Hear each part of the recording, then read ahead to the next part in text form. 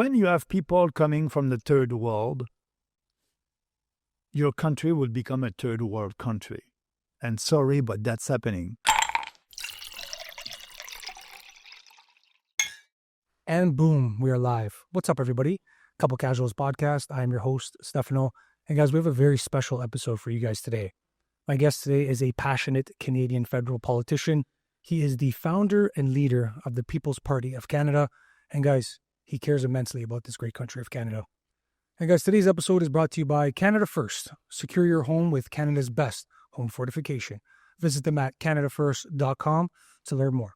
So with that being said, I want to welcome Maxime Bernier to the podcast. Very pleased to be here. Thank you very much for having me. It's a nice opportunity to have a good discussion. I thank you so much for coming on. It means a lot. We were talking a little bit before the pod here. It's been a journey, and I really appreciate to have you here in person. I think a lot of Canadians, my viewers in particular, are very interested in what you have to say. We share a lot of the same values and ideas that you do. So I have some interesting topics to get into today, Max. So I really appreciate your time and coming on. Thank you. I appreciate that also. And, for me, having a discussion with you, it's always better than, doing an interview of only 2 or 5 minutes on a radio station. You have more time to explain your ideas and why I'm in politics. So that's my goal today, to have a nice discussion with you. 100%. It's beautiful to see the transition of podcasting, how it's opened the conversation instead of these quick little 5-minute tidbits where you get of people like yourself. You get to have long form dialogue now. Isn't it beautiful? Absolutely. And that's why I did at the last general election. I was able to do a long podcast with American podcaster. Too bad that, I wanted to do more Canadians. But anyway, I did my best to be up there and express the point of view of the People's Party on what's happening in Canada. Yeah, and I think a lot of people respect that, Max, tremendously, because some people are reluctant to do the podcasting realm because, like you said, it's a long-form conversation and you really get a chance to unravel your ideas. So it can be anxiety-provoking. So people respect that, and I think it goes a long way, and it's going to 10x as time goes on. Yeah, when you're doing that, actually, I must say that you cannot, speak and like using slogans and try to, That's right. In politics today, politicians are, often just having only one soundbite for 5 seconds or 35 seconds, and it would be a kind of a slogan with no details. So if you don't want to have that long discussion, I think people are expecting for politicians to be able to have a long discussion. And after that, they can, decide if they want to support that party or another political party. Mm-hmm, that's exactly correct. And I think we'll see sort of politicians be almost forced into a corner to do these long-form conversations because it's really received well, I think so. But I want to start with you just to get your opinion. And coming into Toronto, you just arrived on your flight. What's your opinion of Toronto? I'd love to just get your opinion. How do you think it's changed over the years? What's your interpretation of it? Has it gotten better? Has it gotten worse? What's your opinion, Max? Yeah, I like the city. As you know, I'm traveling a lot across the country. There's nice cities across the country. Toronto is one of the biggest cities in Canada. And it's cosmopolitan. I like it. You want to have a dinner in a French restaurant or in an African restaurant, different food. So it's great. What I don't like from Toronto right now is the crime rate. That's right. I think, the federal government must be more, tough on crimes. And that's not happening right now with the Liberal government. And I hope that they will pass legislation because we need to be safe on our streets and in a big city like Toronto. So the big difference with a couple of years and today, it's the crimes here in Toronto are going up and we need to fight that. We want people to feel safe here in Toronto, and in some places it's not safe like it was a couple of years ago. It's very well said, and I think a tremendous amount of Canadians agree with you. It's one of the things we talk about on the podcast often is the increase in crime, which I plan to discuss with you today. We've recently partnered with a company called Canada First, which is a home fortification company. Yeah. They created their company as a result of just the rise in crime and just the demand for security against home invasions and crime. So it's something we take seriously on this podcast, and I agree. I think it's something we need to pay attention to more, and I'm definitely going to be talking about that with you today. And for us, speaking about crimes, for us, our position on that is we have a very strong position to change the criminal code to be sure that, here in Canada, if you try to defend your property, your family, your own, you must be charged by the police. So we need to change the criminal code to be sure. And what we are proposing is the castle doctrine. So your home must be like your castle. And so you can use the force that you need to defend yourself and your family. But here in Canada, you need to use the reasonable force. But, when you have somebody in your house, that person, you cannot think what would be the reasonable force. You just have to defend yourself, and they have that in their legislation in the U.S. So I think we need to change the criminal code to be sure that nobody will be charged because they are defending their house and their home and their family. But that's happening in our country. It is sad, but that's happening. We've seen many cases of that, which I plan to get into length with you soon. That's amazing to see that your guys' position aligns with the concerns of Canadians that we do need the right to defend ourselves, and castle law doctrine is very important. And other than that, the other thing that has occurred in Toronto recently, where Canadians are voicing their opinion similar to the concerns of self-defense, they're voicing their opinion and they're starting to demonstrate. Now, recently in Toronto, there was a Canada First rally that was a demonstration, particularly to mass immigration, which I want to discuss with you. Yeah. But I just want to get your opinion. Did you see what happened? And do you think that the left is very good and noisy and organized in the way they do things? Do you think the right and conservatives and people of your supporters, should they be gathering and voicing their opinion a little bit more? Yes, they must be more active, more, if you believe in something and you want changes, you need to stand up and speak out about what you believe. That's what I'm telling Canadians. We need to have a peaceful revolution in our country. And speaking about mass immigration, if you put mass immigration with multiculturalism, all that together, and we have that in our country, what is happening, we are telling these migrants and foreigners, come to our country, you're welcome, and also don't integrate into our society. Keep your culture, live in a ghetto in a city. We don't want that, and multiculturalism is a failure in Europe, in UK, in Germany, and also here in Canada. So yes, we are the only party that is fighting to abolish that multiculturalism policy, because the federal government is giving money and subsidies to these groups to promote their values. If they want to do that themselves, perfect. But the money must not come from us, from taxpayers. Right? The federal government must promote our identity, our culture, and not giving money to promote, for example, the Chinese New Year. If they want to celebrate that, it's up to them. But now the federal government is giving money for them to celebrate that.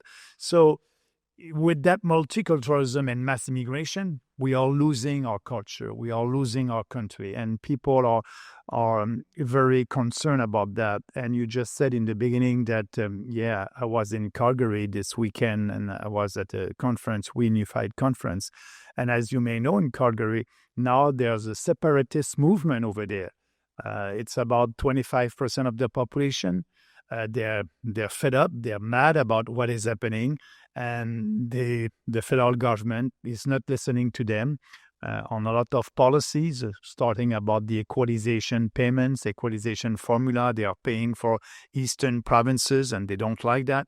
So that's their sentiment over there. And in Quebec, same thing right now. You have the PQ, the Parti Québécois, that is ahead in the polls right now. And the election at the provincial level in Quebec will be next year, actually October 2026. And the PQ said, if we win, we will have a referendum on the secession. So you have two separatist movements in Alberta and Quebec. Why? Because of mass immigration. Quebecers want to keep their culture. And now with all these people coming to Quebec or Alberta or all across the country, not be part of our society, people don't like that. So we need these bold reforms in this country, ending mass immigration, having a moratorium on immigration, a pause on immigration, and also abolishing the Multiculturalism Act, no more money for promoting your own culture, and you're welcome to come here in Canada, but we want you to be part of this country, to participate in our society. Yeah, it's well said. And I think a lot of the Canadians that were at this Canada First rally, they agree exactly with what you're saying, Max. They really want to put Canada first. They want to make sure that our money is being spent correctly, but to be fruitful for Canadians primarily. But one of the things that the left does so infamously is they use pejoratives to silence the opposition. What is your take on how they continue to use pejoratives? Like they were there calling them fascists, calling them racist, calling them these other pejoratives that, in a way, I think leads to violence, which we'll get to next. But if someone was to break into my house, honestly, I wouldn't know what to do. That's something I hear often. And my response, well, don't let them break in. I'm Chad, former RCMP. Did you know that there's an average of 6 home invasions in the Greater Toronto Area daily? At Canada First, we deliver a home defense audit. We find your weak points and we show you how to prevent break-ins. We are here to fortify your home and stop intruders before they even try. Protect your home and what matters most with Canada First. Book your free home defense audit now.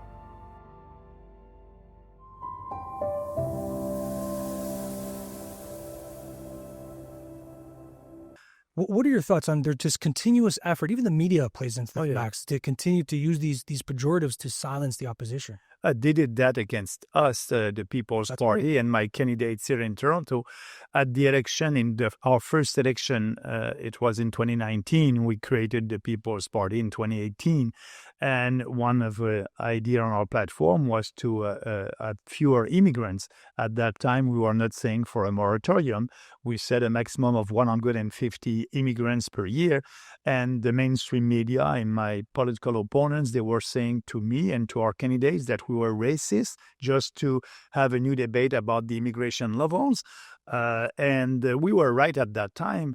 But now, the federal government, did the opposite, open our doors to anybody. And that's why we need to have a moratorium. But now it's very difficult for them to call us racist. We were right at that time, but they're using that. And I remember, we have a Jewish candidate, door knocking downtown Toronto. We had, Christian candidates, and they were telling him, oh, how come, I won't vote for that racist political party in 2019. But, now it's not the case, but the left uses things like that to discredit. They don't want to have the real debates. Exactly. And they don't want to have a debate on ideas because I believe that they know that we will win the argument. That's right. And so it's easier to cancel or discredit. But when they're doing that, I think now the reflex of the population is, okay, you're calling that group something, they must do something right. So it's starting to flip on a little bit. Yeah. The concern I have is this, and I'd love to get your take on this. I feel the political discourse is getting in a way violent. With these words, they start as words, right?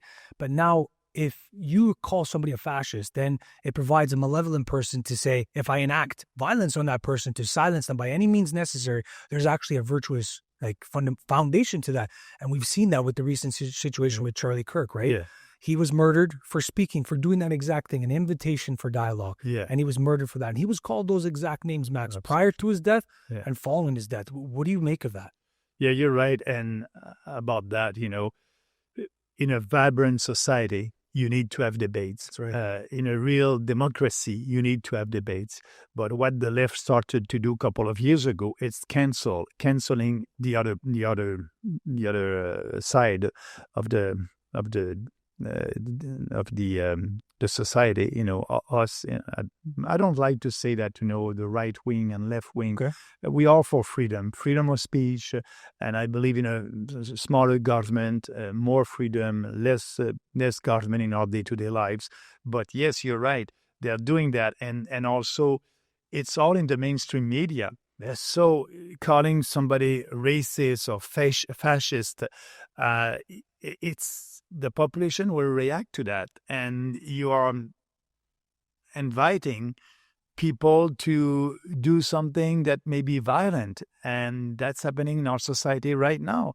So it's sad that, for example, at the last election, that was very difficult for our candidates to have debates in their riding.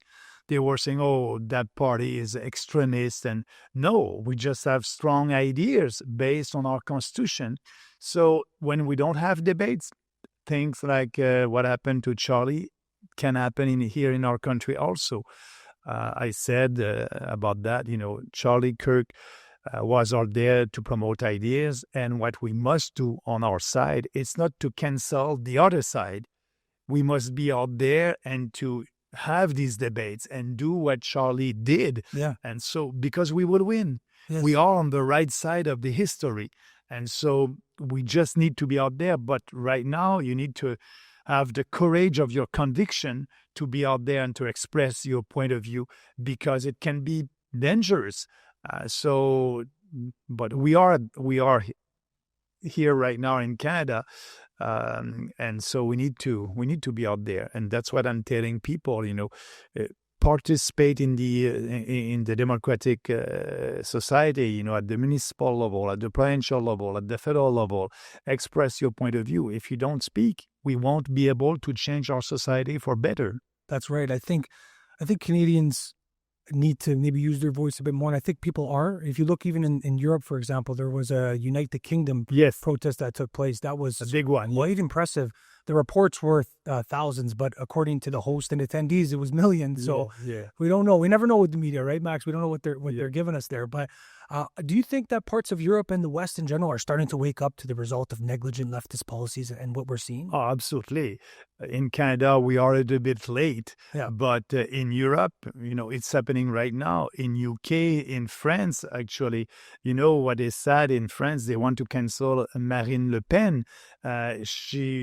She's winning in the polls, but the only way for the left to stay in power over there is to cancel her. They're using everything and the justice system to be sure that she won't be able to be a candidate. But people are fed up with that. That's right. So in France, you have these people who are ready for real changes. In Germany, and that's happening right now in UK. So that movement, that populist movement, is out there in Europe and very vibrant. And in US, as you know, with President Trump, he's the one who started all that common sense populist revolution. And here in Canada, we are following that, but it's a little bit more difficult for us, for the People's Party, for a populist party like us, because of our electoral system. It's first past the post, so there's no proportionality in our electoral system. Like, in 2021, we had 5% of the vote, but we didn't have 5% of the members of parliament. I don't want proportionality like that, but maybe it would be great if we can have a mix of our system and put more proportionality in our system. But that being said, our time will come. The big challenge that we have as a populist political party is to have our first candidate elected, because our support is all across the country, and our support is not concentrated in one region. For example, like the Green Party, their support is on the island of Vancouver, and so they are able to elect a candidate. But for us, it can be, in Halifax, Montreal. I was in Calgary, so our support is everywhere.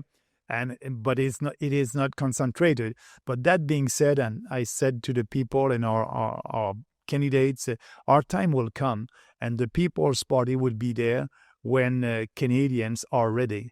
That's right. You're exactly right. And I think the messaging is really spreading strongly, and possibly the electoral reform will be in the near. We don't know what it looks like, but I think a lot of Canadians are very frustrated with the electoral. You mentioned Calgary, and some of those individuals are very frustrated. They're starting to get very frustrated about how it's unfolding. It's one of the concerns of Canadians. But there's three kind of topics I want to zone in on now a little bit. Yeah. Mass immigration, I'm very, very concerned, Canadians. The crime wave, the crime epidemic that we have in this country, very, very concerned. And then also just the bloated bureaucracy of the Liberal government in particular, and just the expansion of big government. You mentioned the PPC is of the opinion of smaller government, which I would agree to that too. So I'm interested to get your opinion on that. But let's start with the mass immigration on a basic, just foundational level. Under this Liberal Party, it seems the immigration system has completely been broken. Yeah. Now, for the viewers listening, the listeners tuning in, just on a very simple standpoint, what has happened to the immigration system in this country? We had the best immigration system the last, 20 years ago. We call it a point system. You speak English or you speak French, you'll have more points. Why it is important? We want you to be part of our society. We want you to be able to have a job. If you don't speak English or French, it would be very difficult for you to have a job. But now, they changed the point system, and that's not important anymore. So that's why people are coming here. They don't speak English, and so they will live in a ghetto. We need to change that. And actually, the impact of immigration in our society is huge. You have usually, if you wanted to be a Canadian, you apply in your country of origin, your own country. You go to our embassy, you apply, and you have to show that you need to show that you'll be able to have a job in Canada. And that was the official door of entry to be able to come to our country. But now it's not that, You can be a foreign student, you will come here as a student, and after, when you have your diploma, instead of going back to your country of origin, you want to stay, and you have the conservatives and the liberals who are telling you, okay, we won't deport you. You will be able to stay here, and we'll give you the permanent residency.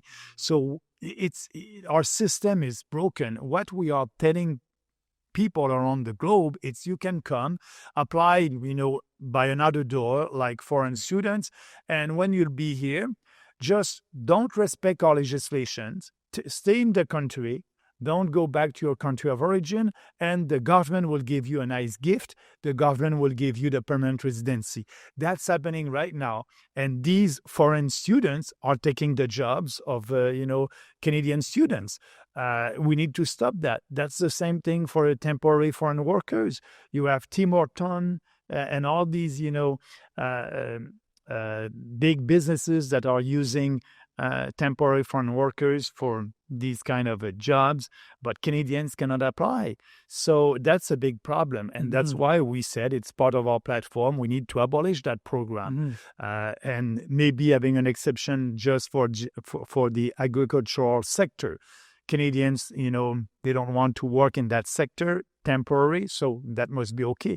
But, we need to abolish, the temporary foreign workers programs. We need to stop these foreign students, because now universities are using that to finance themselves. And, that must not be the case. That's destroying our society. Yeah. So there's a lot of things to fix. But if we go back to what we had 20 years ago, we didn't have any problems. And actually, the US and other countries who are looking at our immigration system. Now we have migrants that are coming here. They're coming here illegally. They're crossing, again, the Roxham Road in Quebec. And they're coming by the airport in Montreal and Toronto. And they said, our life is in danger in our country of origin, so I want to come here. They know that the process will take 2 years and they will be able to stay here. But after that, we don't know. We have right now, and Statistics Canada said that there's between 2 million and 3 million temporary foreign workers and students that are here in Canada this year, and their permit will expire this year. So that means that we have between 2 million and 4 million people that are here. They won't have a permit this year. Their permit will expired, so we will need to deport them. We don't know the real number of how many people are they. We don't know who they are. We don't know where they are. And we don't put any resources to find that. So we need to solve that. These people were staying here illegally, and the federal government is doing nothing about that. That's why people are fed up with that. For sure. And the reports are thousands. Like, how many do we think, if we were to lay it out yearly, newcomers are coming in? The report is thousands. Would you say it's more? Is it more than that? Like hundreds of thousands? If you look at if you look at the data, last year it was more than 1 million people. This year we'll know it's around that. It's going down a little bit, but not as fast as we want. And actually, if you look at the growth of our population last year, 97% of the growth of our population was coming from immigration. So what I'm telling you, it's if you do that for 10 years or 20 years, that's the replacement of our population. So 90, and that's more than any other Western countries.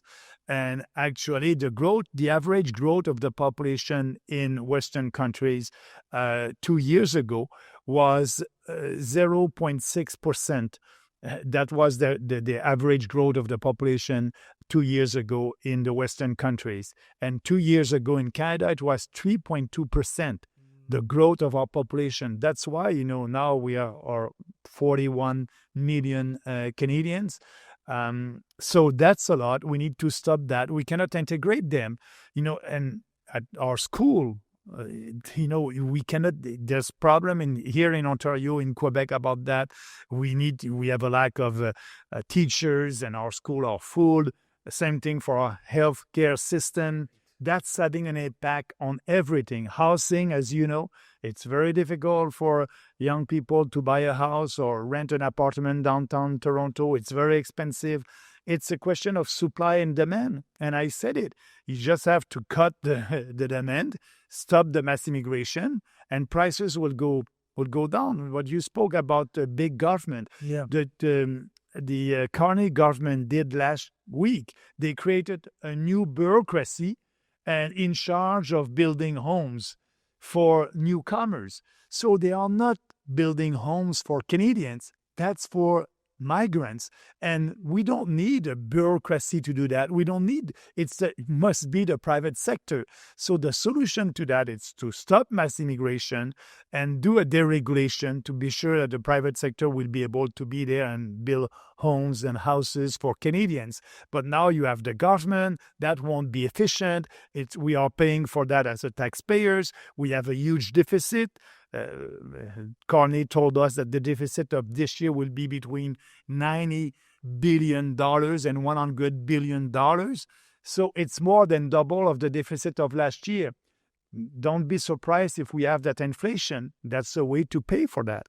It's true. And it's so well said. I think Canadians, sometimes they don't really pay attention to maybe exactly the actual certainty and the increase that we're seeing. And you laid it out so beautifully. 90% increase is coming from people outside the country. People are not having children as much as they should. 97%.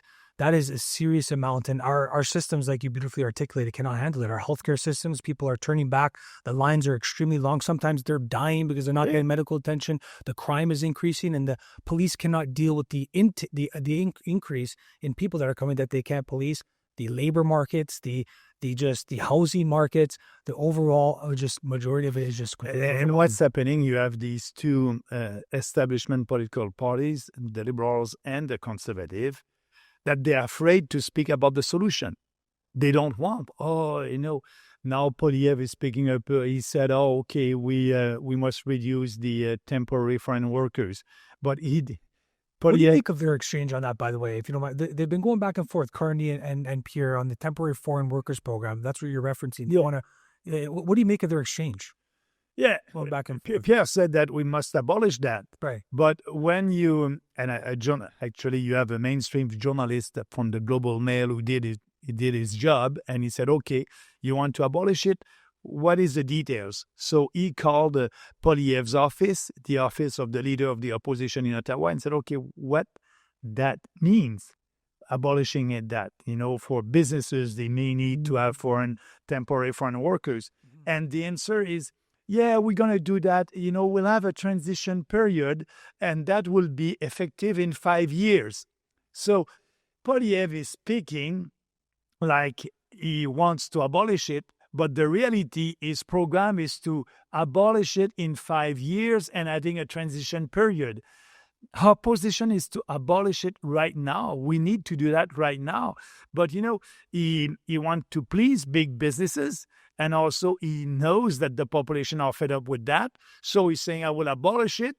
But when you ask question about, okay, when, we'll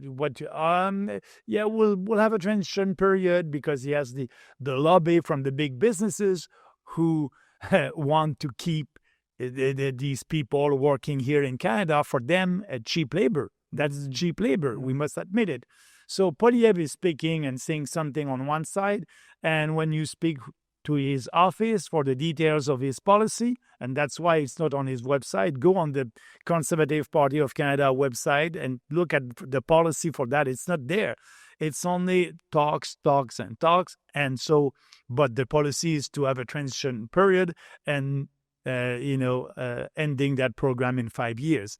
But for us, that's what I'm telling Canadians. Go on our website, peoplespartyofcanada.ca, click on platform. We have 21 policies on the most important issues for the country, and you'll see on mass immigration, it's written. It's only 2 pages, and what we will do, we'll abolish it with one exception for the agricultural sector, like I said. Interesting. Yeah, I agree. I think people are very scared to talk about these things because, like we mentioned earlier, they're scared to get called those infamous pejoratives, right? Yeah. It makes them reluctant to speak. And in that way, the left is succeeding, the opposition is succeeding in that way, not is making your speech limited.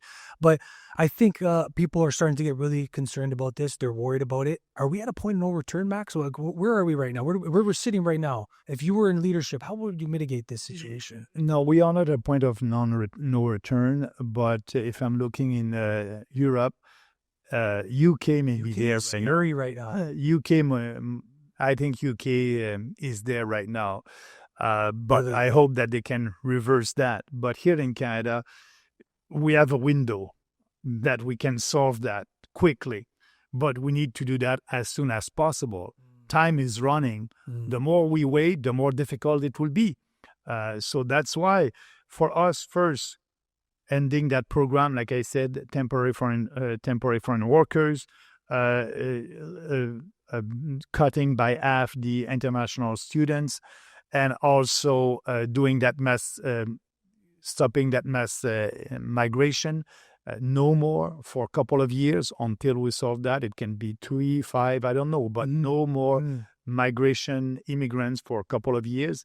And also starting the mass deportation, because like I said, all these people who are here illegally right now because their temporary permits is ending, is not in force anymore, is expired. So we must deport them. If they don't want to leave the country, we must deport them. So that's part of our solution. We need to do that right now, because if we don't, when I'm saying right now, in the next couple of years, if we don't do it, it would be worse and more difficult to do it.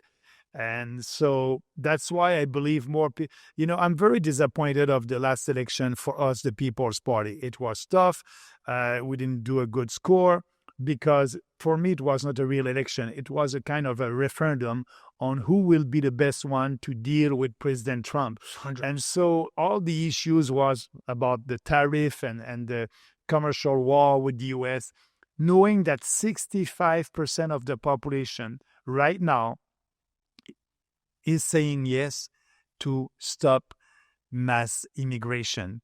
They're saying no for that. They want to have a moratorium on mass immigration.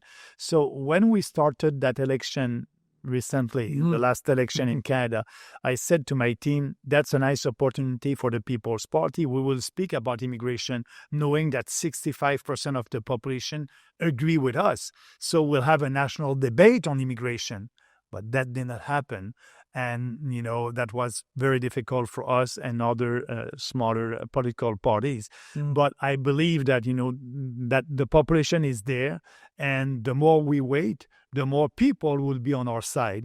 And I think that, our time will come as a political party, like I said in the beginning, because that's too important. And now you have Poilievre that is trying to speak like us. But if you look at the policies, they're the same as the Liberals. How much of political polling do you think influences the federal parties outside you guys? Because I commend you guys for being outside the establishment, which people respect, right? How much do you think the political polling sort of plays into their decision-making? You're kind of alluding to it. 100% for the Conservatives and the Liberals. We are not doing any polling as a political party. That's why I'm saying we are doing politics differently. Why? Because we have a strong vision for this country based on ideas and principles. And our 4 principles are individual freedom, personal responsibility, respect, and fairness. So when we're speaking about something like immigration in 2019, that was not popular. We were supposed to be racist, but we said, we know that's the right thing to do. We are not waiting, oh, the public opinion is there, we will speak about that. No, our goal is to inform and educate the population and speak about our ideas with passion and conviction, and more people will come. And that's happening with immigration right now. So when I'm saying the conservatives are doing politics by polling, you must say, okay, Maxime, you just told us that 65% of the population agree to have a moratorium on immigration. So why the Conservative Party are not speaking about that? They have 65%. Why? Because when I'm speaking about the Conservative, when they're doing polling and focus group, they're doing polling and focus group by ridings. They want to have the right number of ridings to win, to have a majority government. So when they're doing polling here near Toronto, all the majority of the migrants and immigrants are in Toronto, and there's a lot of seats. These major cities. Yeah, there's more seat around Toronto in the GTA than in all Alberta. Yeah. So for them, they are polling by ridings, and they know, okay, we want to win that riding, so we cannot speak ending mass immigration. We want to, so that's what they're doing. They're doing polling by ridings. They know how many ridings they want to win, and they're testing their ideas. And, I believe that downtown Toronto, there's a lot of migrants, and they don't want to stop mass immigration. They want to have for example, reunification of family. It's not the real family anymore. For me, the definition of family, and for the federal government 10 years ago, that was the father, the mother, and the kids. Now what is happening? You may have the father or the mother that will come here. They will come in Canada because they will have a job, because, a business was not able to find a Canadian for that job. So that person will be an economic immigrant. They will come here and work. That's perfect. But after that, when you have the father or the mother that is here, he or she has the right to bring, the mother of the father and the kids in Canada. That's the reunification of family. But for Carney and Poilievre, that's the huge family. You come here as an economic migrants or economic immigrants, and so you have the right to have your wife, your kids, your husband, your father, your brother, your whole family. So they're coming here, and so if you are, a migrant and immigrants, and you want to have your whole family, you apply under that program, and so you don't want the federal government to cut that. So the reunification of family, it's not the real family, it's the large family, brother, sister, uncle, aunt. So that's why, the population is growing, and these people usually, sometimes they don't speak English, so they're living in a ghetto, and we have ghettos in this country. Burnaby in BC or Brampton, Ontario. Sometimes I'm telling, people in English Canada, they don't like the Bill 101 in Quebec for the Quebecers to protect the French language. But I think you may need a Bill 101 to protect the English language in some ghettos that we have in Canada. So that's why Poilievre won't speak to end mass immigration, because he wants to have these ridings that are important. And so in these ridings, for them, they want to have more immigrants in this country. So that's the way they're doing polling and focus group, very, targeting the ridings that they need. And they're not looking at the general population. So Right. That's why he won't speak to end mass immigration, knowing that 65% of Canadians agree with that. But in the ridings when the Conservatives need to win to be in government, these people are against ending mass immigration. And if there was electoral reform, maybe that approach would be differently, right? They wouldn't have to be so focused on certain areas. Yeah. If we had, more proportionality in the system, yes, actually. Mm-hmm. And that's why also in Alberta and in Western Canada, you have this alienation against the East, because they know, they're upset. They know that, and the Conservative is taking their vote for granted. I was in Calgary and I told them that the Conservative Party of Canada is taking your vote for granted here in Alberta. You are voting Conservative, but the Conservative, to be in government, they need to have the support of Toronto, Ontario and Quebec, and they're not listening to you guys. So wake up and smell the coffee. We are there, and for every Canadian, and I hope that you'll see that we have the right platform to save this country. And you mentioned some in what you were saying there. You mentioned some interesting things that I would love to ask you. I feel that the integration is somewhat of a concern, and then also Canadians feel, and maybe across the West, that there's been almost a loss of faith in the foundation, and it's affecting the prosperity of the nuclear family, which you beautifully articulated. How much do you think of this is a concern for the West, but Canada in particular, that loss of faith that we're losing in the homes of our families? Yeah, we are living in a time right now. You have all these social challenges because of mass immigration, not only in Canada, in U.S. and other countries. You have also the fact that the economy is not going well. I believe that we are in a recession right now. And so it's very difficult for people to keep their jobs or to find a job. And also you have the inflation. The federal government is telling us that the inflation is 2%, but we know that they're lying. The real inflation rate must be about 6 and 8%. So put all that together. And also people are looking for a savior. And for some people, it is the state, it is the government. But that must be, the government is the problem. The government won't save you. The government is spending money that we don't have, creating this huge deficit, giving money to their friends or to Ukraine for that war. $22 billion that the federal government gave to Ukraine. We can build, I don't know how many hospitals with $22 billion. And I said, our position was very clear since the beginning of that war. It's not our war. Russia is not our enemy. We need to put Canada first, Canadian first. I didn't want us to participate in that war, and we are doing that by giving money, ammunition, and all that. But for the mainstream parties, the conservative and the liberal, they're all in with Ukraine. I think we must save Canadian first, then, working for foreigners.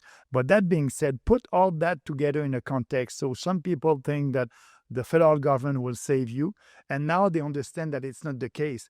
And you have also the fact that the family, with all the woke ideology, and they try to destroy family unit, the essence of a family with their ideas and wrong ideology, and I may say evil ideology. And on some levels, they're succeeding. Yeah, and they succeed to impose that on the society. Now we are speaking like Charlie did, just to be out there and say, no, you're a boy, you cannot be a girl. Transitioning does not exist. You will always be, and there's no children born in a wrong body. But, so let's go back to the real values, Western values, equality of everybody under the law. That's not the case anymore with the woke ideology. You're black, woman, you may have more chances to have a job. No, that must be based on meritocracy. And, I don't care if you're black, white, people and businesses must be able to choose the best one for the job. And that's Martin Luther King. That's right. He was saying that, ending, that discrimination. So all that in our society, we are in the middle of a crisis. And I think more people will go back to the real values and the Christian values and try to find a goal for their life when you have difficult time like that. And that's happening in the U.S. That will happen here, I'm pretty sure.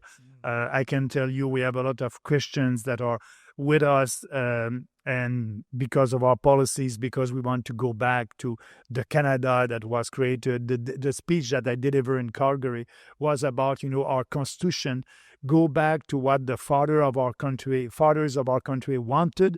They wanted to have a smaller government in Ottawa that will respect the autonomy of provincial governments. They will respect your freedom. That's not there. We have federal government that is interfering in provincial jurisdictions, and also not respecting our own freedoms. So all that we must change, and more people understand that there's something wrong, And it's a good news that they're going back to Christian values. And I think the shift is happening, Max. I think you're right. I think the shift is happening, especially following this Charlie Kirk situation. He was a profound Christian supporter of the faith. And you've seen following that event, it wasn't met with violence. It was met with praising God in a way. And we've seen a lot of it. But just changing gears for a second here, I really want to get your opinion on crime. Crime is up on almost all fronts in the country of Canada, in violent crime specifically. In Toronto, for example, 50% increase in home evasions over the past little while, and it's sort of trickling across the GTA and other parts of and the police is telling you, give your keys at the front. Give your keys. That was headlines everywhere. I spoke about that as well. It's unfortunate. That messaging is very unfortunate. But just on a simple level, Max, how have we gotten here? Why is the crime so bad in this country? Because we have people who are coming here who don't share our values. They don't share our values. When you have people coming from the third world, your country will become a third world country. And sorry, but that's happening. You have people who are using our lake to clean themselves, and they're pulling you saw Vega Beach, actually, north of here. We've seen that. It's happening. The mainstream media won't speak about that. But all that, maybe not all, but why we are there with crimes, and it's people who don't share our values. I said in 2019, when I said, the maximum of 150,000 people coming to our country every year, that was our position in 2019. And I said, we must do a value test. We must have an in-person interview with each one of them, like we did in the past, and having a discussion about their values. And if they don't share Western civilization values, equality of men and women before the law, everybody is equal under the law, and, religion and state must be separated. So have a discussion about that. And if they don't share our they won't be able to come. That was our position at that time. So now we need to stop that mass immigration. But they're coming here, they don't share our values, and we are saying to them, it's okay, we believe in multiculturalism, it's okay. No, it's not okay. And you have people coming from the third world, your country is becoming a third world country. Yeah, and I think the concerns of Canadians is profound when it comes to the safety. They feel that politicians are playing politics with their safety, and even somewhat in the courts too. To turn to a very easy example, some of the leaders of the truckers convoy, which you were in attendance there as well. Some of those leaders, Tamara Lynch and Pat King, to name a few, are facing sentences of like 7 to 8 years, which are pretty significant, hefty sentences. And then you look at the newcomer that comes and commits the crime, is not even getting close to that. And then also the repeat violent offender that continues to get out and out is not getting anything even remotely close to that. Well, what is your take on that hypocrisy? Yeah, it is. I was there.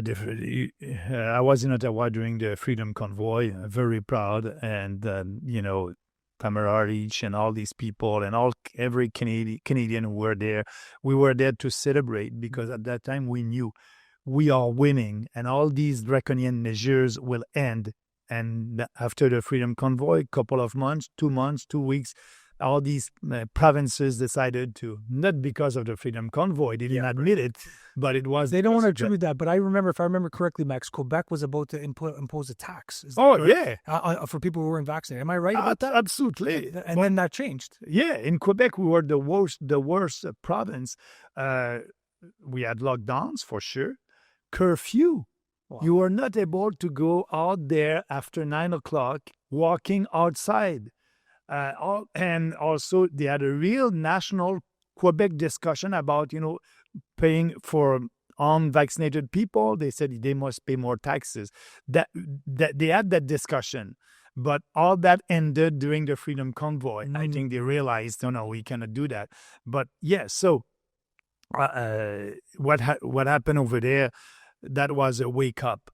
And I believe that for us and for the country, the spirit of the Freedom Convoy is still here in Canada, and more people are saying, okay, enough. You spoke about the protests in Toronto, and that's the beginning of something, a peaceful protest.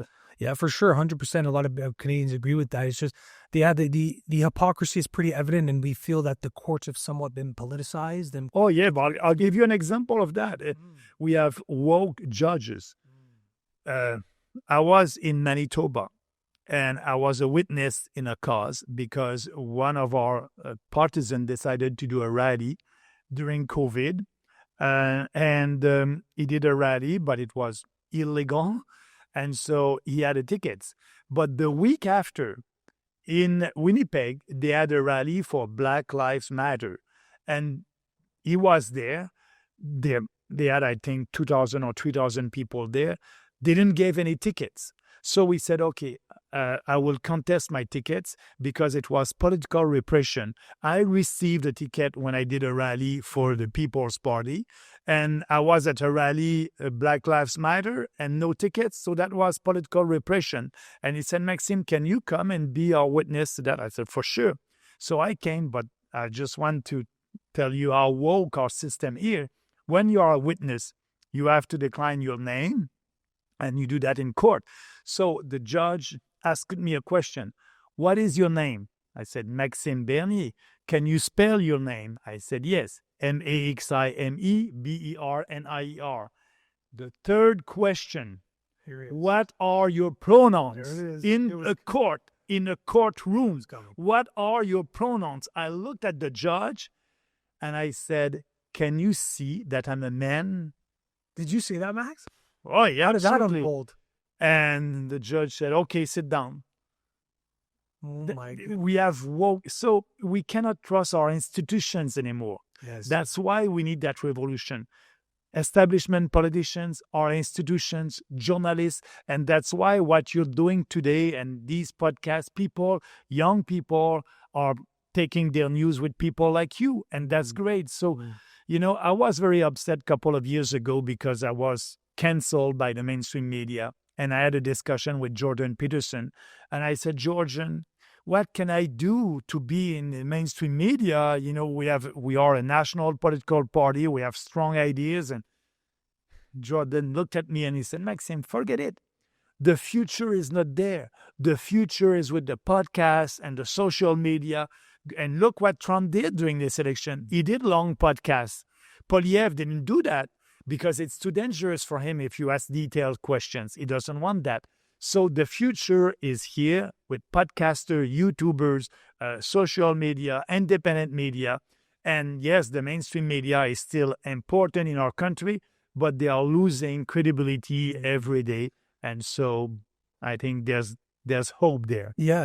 And what I try to do here, and I appreciate you saying that so much, and what I try to do is provide awareness. Like, for example, speaking of crime, Bill C-75, a lot of Canadians are not familiar with this bill, and they wonder, another person on bail. What's going on in Canada?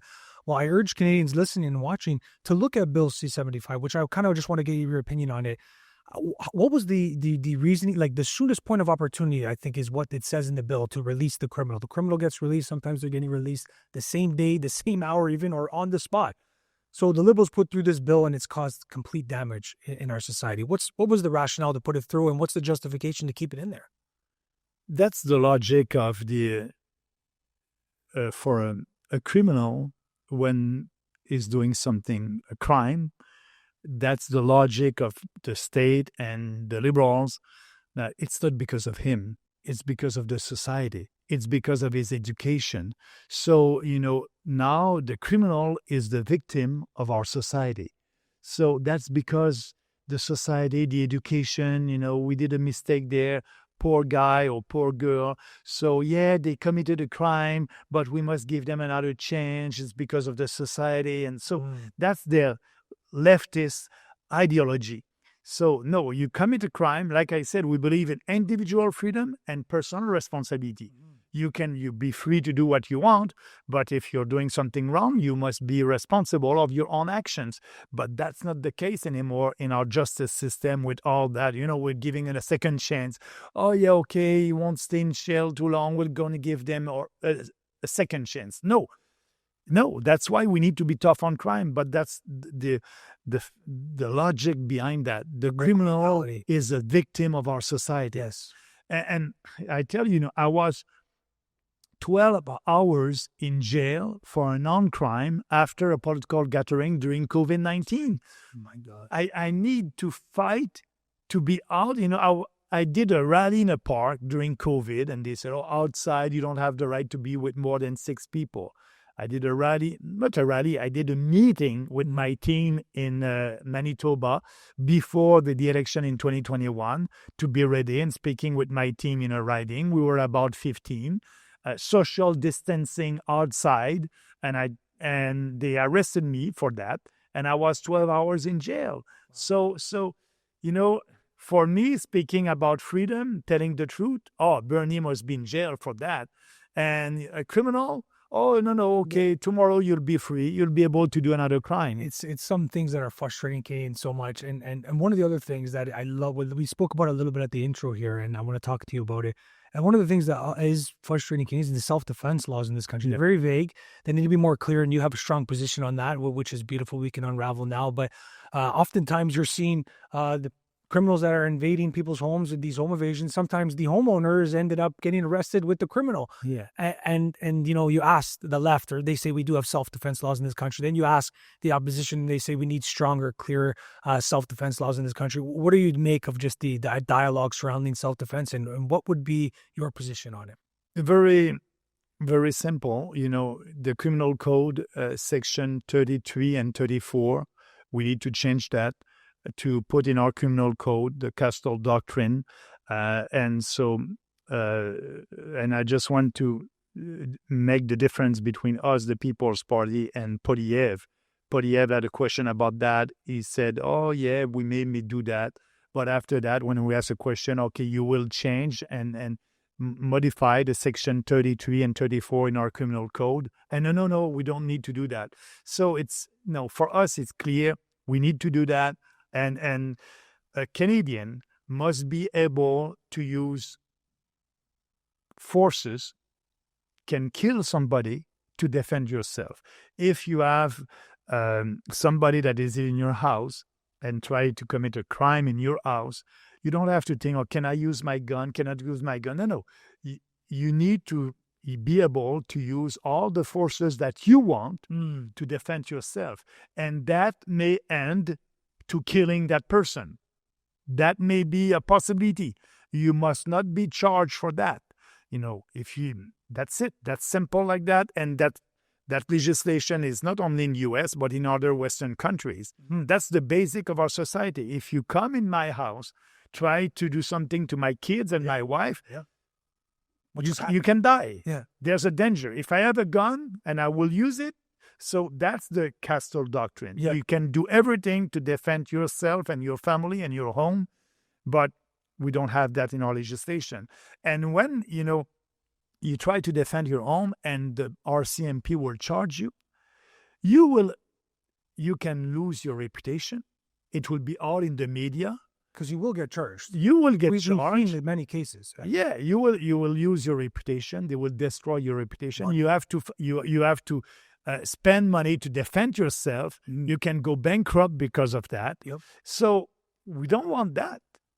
Let's put these changes in our criminal code, and that will solve that. Make it clear, because like you said, when people come in your house in the middle of the night and you're woken up, it's very hard to align with the force that they're ready to meet the current expectations. Okay, he has a baseball bat. I need to use a baseball bat. That would be equal. If I'm using a knife, maybe it's too dangerous. You didn't ask for this individual to come into your home. And it's just castle law. I think you have the right position, and I really am a supporter of that. Now, lastly, here on crime, I want to talk to the legal gun owners who are paying attention. There's been a hypocrisy with some legislation put through by the Liberals. They put through Bill C-21 over the past several years, and they penalize the legal gun owner when the overwhelming majority of crimes committed with firearms are by criminals committing these crimes. And their legislation surrounding crime is very weak, and then they go and put forth Bill C-21, which has furthered the restrictions on legal tax-paying Canadian citizen gun owners. Again, another hypocrisy. What is your interpretation? Also, you can have a gun,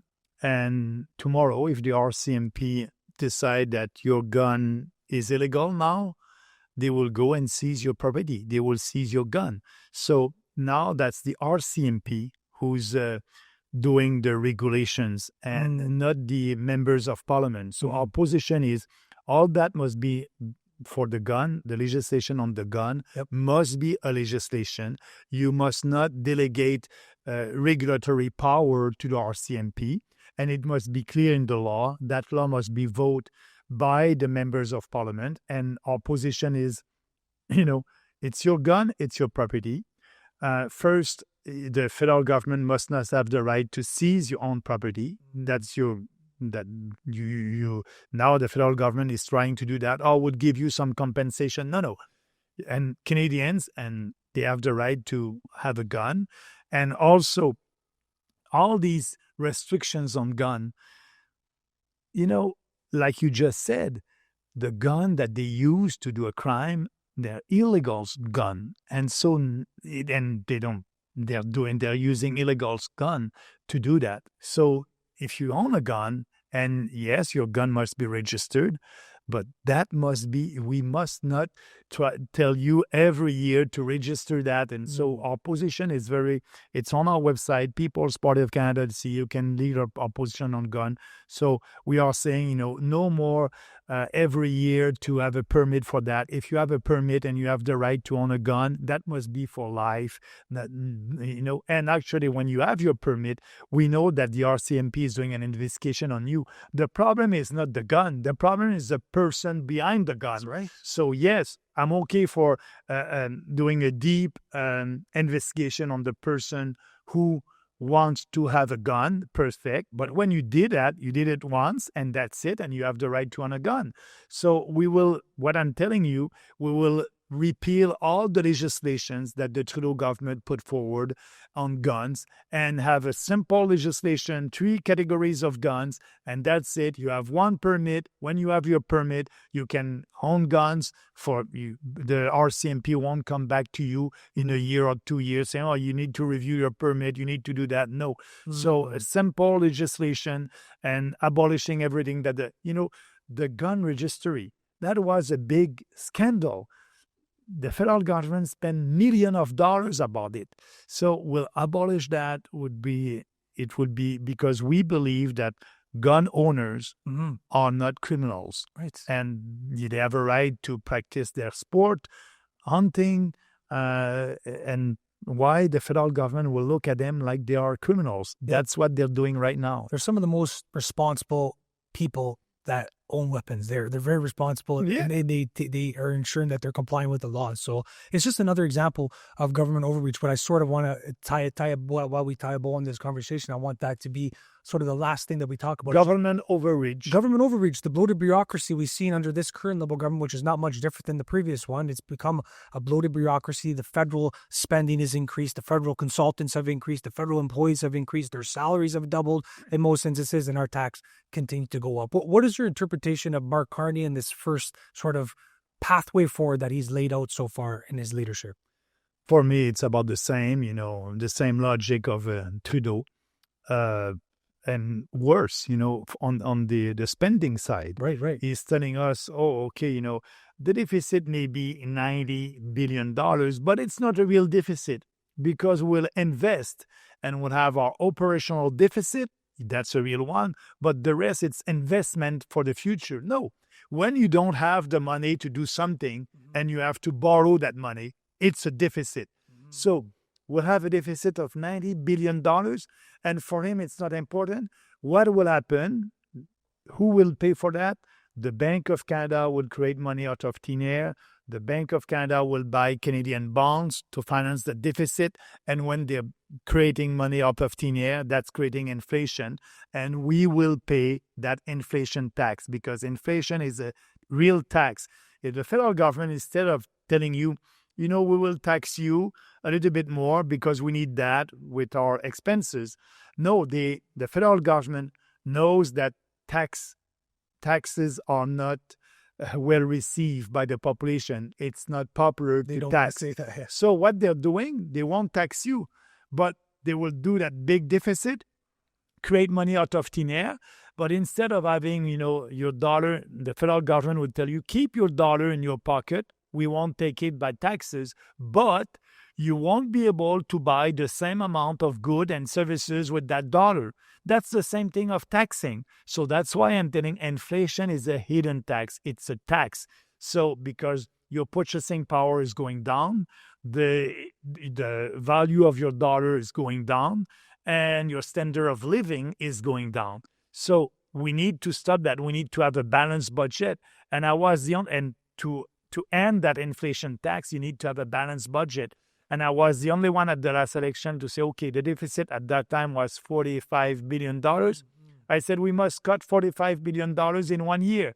All this spending, the war in Ukraine, $22 billion, the equalization formula, the money that the rich provinces are giving to poor provinces, it's about $26 billion. Cut that by half, you'll save $13 billion. So I had everything and said, that's the cuts that we must do in 1 year. We will balance the budget, and after that, we'll be able to lower your taxes. Now it's the opposite. Poilievre and Carney are okay with deficit. Poilievre during the last campaign said, I will fix the budget. That was his slogan, fix the budget. But for him, fixing the budget was to balance the budget in 4 years. No, if you're serious, if you're fiscally responsible, you'll do that in 1 year, you'll do all the cuts, and with the surplus the second year, you lower you lower Canadian the taxes to Canadians. That's our position. Now, Carney is worse than Trudeau on that. And the way that is tried to selling that to Canadians, it's an investment. No, it's not an investment. It's an expense. And we don't have that money, and we will pay for it. But it's in Canada, in US also, they have a big problem, big deficit, huge debt.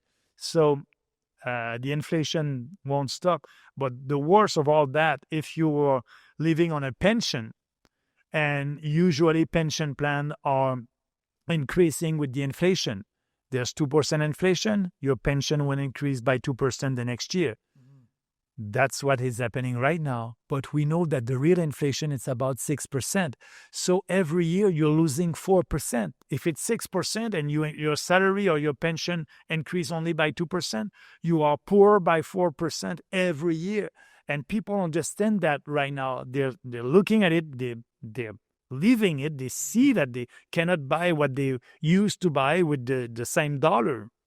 100%. I think Canadians maybe are starting to become more aware of the mismanagement of their spending. We've seen in the States with the Department of Government Efficiency, perhaps some transparency would be good for the taxpayers. We didn't even get the spending plan from Mark Carney over how long does it take, right? We're supposed to have a budget in October. That's tax-paying dollars, right? Yeah, but usually you have a budget every year. Now it's more than a year. They were on vacation, right? Yeah. You have to go on vacation again. Max, it's been an absolute pleasure to pick your brain on some of these things. I can go for so long. I know you got a lot to get to here, but it was really nice speaking with you and sharing some conversation here, and you sharing your ideas. I think a lot of the viewers are going to resonate with your message, and I wish you and then the PPC all the best. Seriously. I appreciate that. Thank you very much for giving me that opportunity to be with you here in Toronto and having that discussion. And if your viewers want to know more about the People's Party, they can go on our website, peoplespartyofcanada.ca. They can read our platform, and it will be the same platform at the next general election. That's why we are doing politics differently. It's always the same ideas. What we said in 2019 at our first election, we said the same thing at the last election. So if you like our ideas, we won't change. We are fighting for that. A smarter government, more freedom. That's what we are doing as a political party. And if they want to follow me on Twitter or X or social media, Maxime Bernier. So I'm very active. And, my goal is to build a better future for Canadians. And I believe that we can do that. We just need more people to be awake of what is happening. That's right. And that's what conversations like this do. And I'll be sure to include all your information, your party's information in the bio to send people there. I do have a final segment on Couple Casuals podcast, which I call Salute. Yeah. I'm Italian, so we give a little salute now and again. Sometimes it's just maybe a quote that resonates with you, or maybe something you want to say to the viewers. Just give you the opportunity to end us off. Yeah, what I'm doing, I'm the leader of the People's Party. I'm doing that because I believe in people. And I believe in you guys. I believe that you must have the ability, the dignity, and the right to do what you want in your life, and to be able to dream and to be able to achieve these dreams. So That's our position. We don't believe in a big fat government. So I want you to be happier. I want you to be richer. And to do that, we don't need the federal government to tell you or what to do or what not to do. So that's my principle. And I like what I'm doing because I believe that if you give more freedom to Canadians, our country and our society would be better. I know. I really, really appreciate you sharing that. It's well said. And the optimism is hopefully returning rapidly to Canada.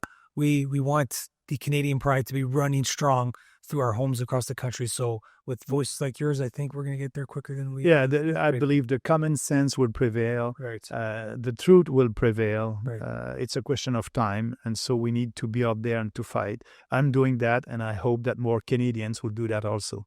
Max, thank you so much. Thank you. I really appreciate it. Thank you. And thank you, everybody. Until next time, I love everybody else. Ciao.